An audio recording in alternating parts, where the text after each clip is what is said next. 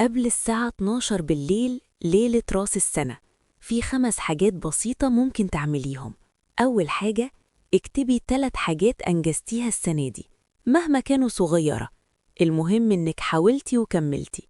تاني حاجة، سامحي نفسك على أي تقصير أو تعب أو قرار كنت بتجلدي نفسك بسببه.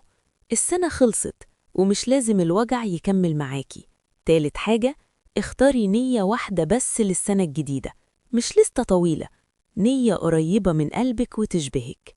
رابع حاجة، رتبي حاجة صغيرة حواليكي، درج، شنطة، أو حتى موبايلك، لأن التنظيم بداية جديدة وطاقة أخف.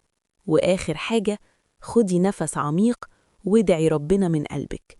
قولي: يا رب السنة الجاية تكون أهدى على قلبي، أقرب ليك وأحن عليا، وتحقق لي فيها الخير اللي بستناه من غير تعب.